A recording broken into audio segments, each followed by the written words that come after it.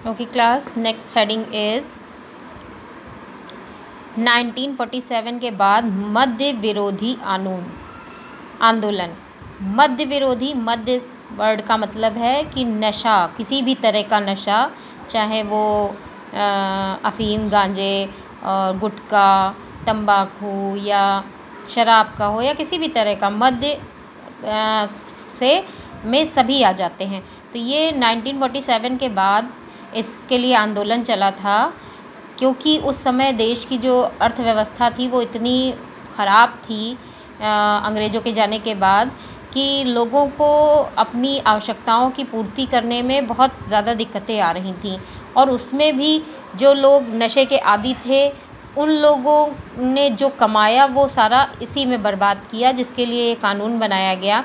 मद्यपान एक अन्य सामाजिक बुराई जिसने कई लोगों का जीवन नष्ट कर दिया। कई गरीब लोगों ने अपने गाढ़े पसीने की कमाई मद्य पर नष्ट कर दी, जो उनके स्वास्थ्य के लिए हानिकारक है और उनके परिवार को भी सुंदर जीवन से दूर कर देती है। गांधी जी ने इस हानिकारक बुराई को रोकने का पूर्ण प्रयास किया। इसी कारण मद्य निषेध राज्य नीति के कार्यकारी सिद्धांत हमारे संविधान के चौथे भाग में सम्मिलित किए गए।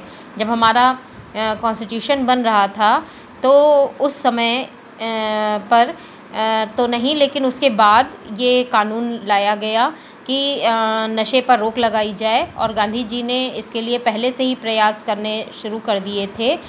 तो मद्य निषेध के लिए एक समिति का गठन इस समस्या के निरीक्षण और सुझावों के लिए 1956 में हुआ, और इसे हमारे विकास कार्यक्रम का एक भाग बनाने के लिए एक प्रस्ताव 1956 में पारित हुआ।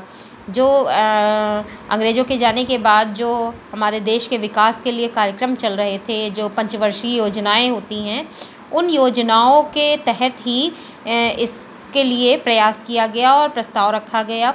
नियमों के साथ इन बुराइयों जैसे मद्यपान और दहेज के नियंत्रण के लिए सामाजिक चेतना अत्यंत आवश्यक है।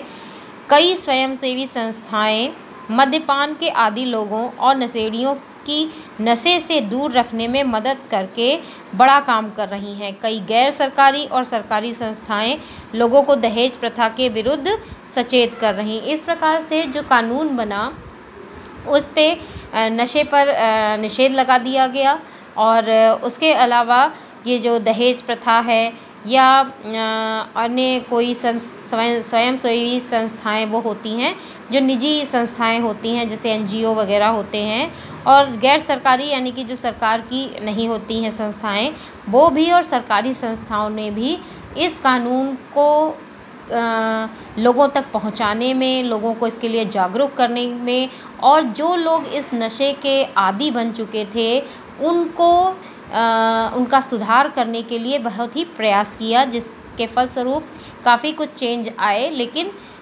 उतने चेंज अभी तक भी नहीं आ पाए हैं जैसा सरकार चाहती थी या जैसा लोग चाहते थे, वैसा अभी तक भी नहीं हो पाया। तो ये इस तरह से ये जो हमारा कॉन्स्टिट्यूशन है, जिसे हम अपना संविधान कहते हैं, उस संविधान की भूमिका बहुत ही महत्वपूर्ण हो जाती है कि हर चीज़ पर जो बुराई के रूप में, सामाजिक बुराई के रूप में हैं, उनको किस तरह से दूर किया जाए, उनके लिए कानून बनाए जाएं और लोगों तक उनको पहुंचाने की पूरी व्यवस्था करवाई जाए, ताकि लोगों को उससे होने वाली हानियों का पता चल सके और उन कानूनों का पालन करते हुए लोग राष्ट्र हित में संविधान की सभी रूल्स जो होते हैं, जो कानून होते हैं, उनका पालन करते हुए देश को उज्जवल भविष्य दे सकें।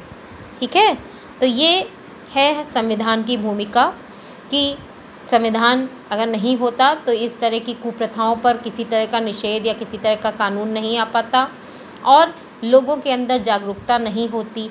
भले ही कम है, लेकिन है तो युवा पीढ़ी जो है उसमें तो काफ़ी दिखने में आती है।